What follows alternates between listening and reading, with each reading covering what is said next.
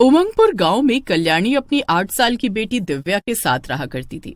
कल्याणी के पति का काफी समय पहले ही देहांत हो गया था, जिसके बाद से कल्याणी भीख मांगकर खाने को मजबूर थी। कल्याणी हमेशा की तरह आज भी अपनी 8 साल की बेटी के साथ हाईवे के किनारे बैठकर भीख मांग रही होती है। बेटा, मेरा हमेशा से सपना था कि तुझे पढ़ा लिखाकर डॉक्टर बनाऊं, लेकिन समय ने सब कुछ छीन लिया। तेरे पिता के जाने के बाद मेरी ऐसी हालत हो गई कि मुझे भीख मांग कर खाना पड़ रहा है।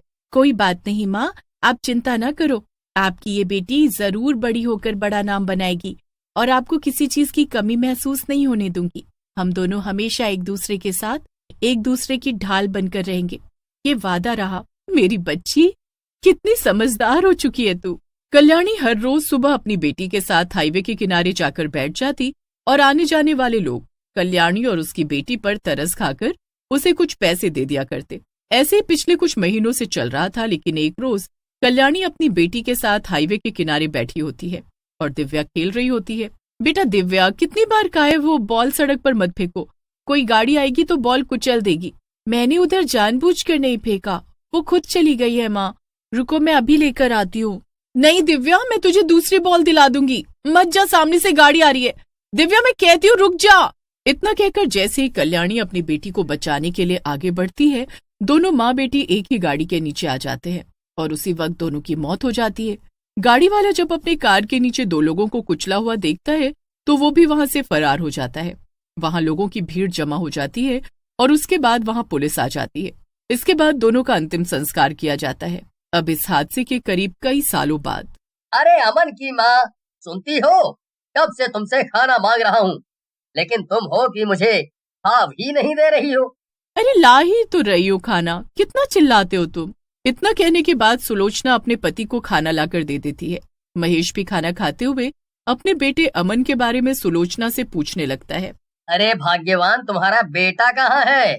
जब भी मैं सुबह उठता हूँ तो वो घर से फरार रहता है। कितनी बार कहा है उसे समझाया करो। अरे अपने दोस्तों के साथ घूमने गया होगा या गुल्ली डंडा खेलने गया होगा, यही काम है उसका।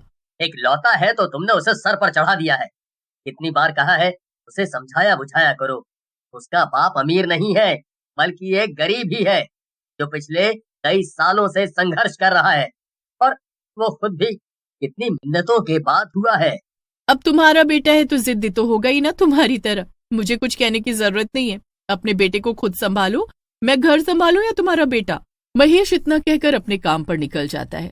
अब अगली रोज एक और हादसा गांव के कुछ दूरी पर जाने वाले हाईवे पर होता है और ये लगातार कई महीनों से हो रहा था, जहां हाईवे पर गांव के लोग या फिर शहर से जाने वाले लोगों की लाश मिल रही थी। अरे महेश काका, आज भी हाईवे पर एक लड़के की लाश मिली है। ना जाने ये मौत क्यों हो रही है।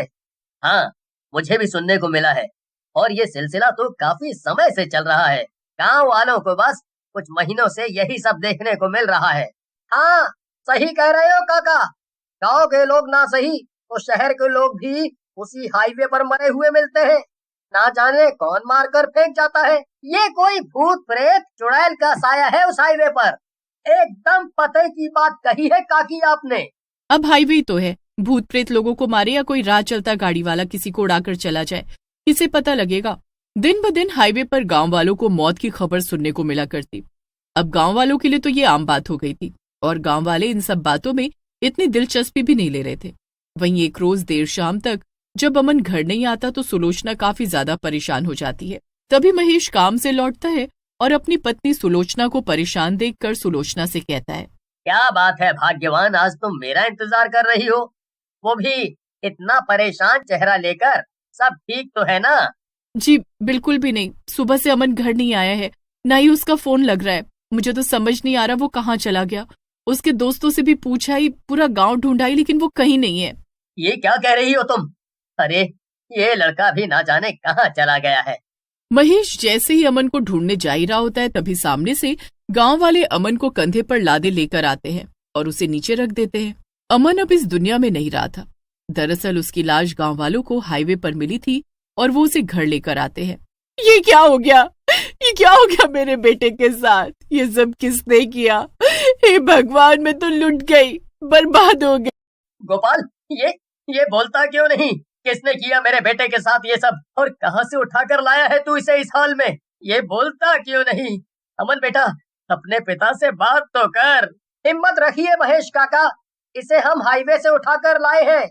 मुझे पप्पू ने आकर बताया कि अमन की लाश हाईवे पर पड़ी हुई है और वहाँ लोगों की भीड़ लगी हुई है, तो मैं और लोगों के साथ हाईवे गया और इसे लेकर आया हूँ। महेश और सुलोचना दोनों ही अपने इकलौते बेटे के जाने के बाद टूट जाते हैं। सुलोचना काफी बीमार रहने लगती है और महेश अब अपने बेटे की मौत की छानबीन करने लगता है कि आखिर उसे किसने मारा। इस बात को करीब करीब महीने बीत जाते हैं और एक रोज महेश हाईवे पर पहुंचता है। देर रात वो हाईवे पर लोगों को लेकर आता जाता है। तभी उसे दूर एक छोटी सी बच्ची और एक औरत भीख मांगते हुए नजर आते हैं। महेश इधर उधर देखने लगता है और जब वो उस औरत की तरफ देखता है तो वहां उसे कोई नजर नहीं आता। उसे एहसास हो जाता है कि यहाँ कुछ तो गड़बड़ है। अब वो तांत्रिक का सहारा लेता है। तांत्रिक बाबा, बहुत परेशानी में हूँ मैं। अपने इकलौते बेटे को खो दिया है और कुछ दिनों से जब मैं हाईवे पर जा रहा हूँ तो मुझे वहाँ अजीब अजीब बुरी शक्ति दिख रही है। मुझे ऐसा लग रहा है हो ना हो ये किसी बुरी शक्ति का ही काम हो सकता है। ठीक है, इसका भी पता लग जाएगा।